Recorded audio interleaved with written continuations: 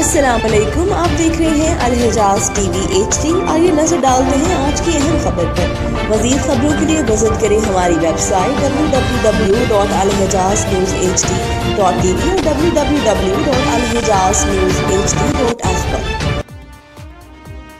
ये वो लम्हात हैं जब दुनिया को हमारे फ्रंट लाइन साइबर सिपाहियों की सलाहियत का इदराक होता है। ऑपरेशन सिंदूर के बाद टाइम्स ऑफ इंडिया जैसे बड़े भारतीय इदारे की जानिब से पाकिस्तानी हैकर्स का 1.8 मिलियन से ज़ायद वेबसाइट्स पर हमलों का एतराफ़ इस बात का सबूत है कि हमारे दिफा की पहली लाइन अब सिर्फ सरहद पर नहीं बल्कि डिजिटल दुनिया में भी मजबूती से खड़ी है। ये साइबर वार का एक नया दौर है जिसमें पाकिस्तानी नौजवानों ने मैदान मारा है। ये वो गुमनाम मुहाफिज हैं जिन्होंने दुश्मन के टेक्नोलॉजी सिस्टम्स को हिला कर रख दिया। ये दुनिया को बता दिया कि पाकिस्तान सिर्फ मैदान जंग में ही नहीं बल्कि साइबर महाज पर भी नाकाबिले तस्खीर है। अल्हम्दुलिल्लाह यह कामयाबी हर मुहिब वतन पाकिस्तानी के जज्बे की फतह है। पाकिस्तान जिंदाबाद, फ्रंट लाइन सोल्जर जिंदाबाद।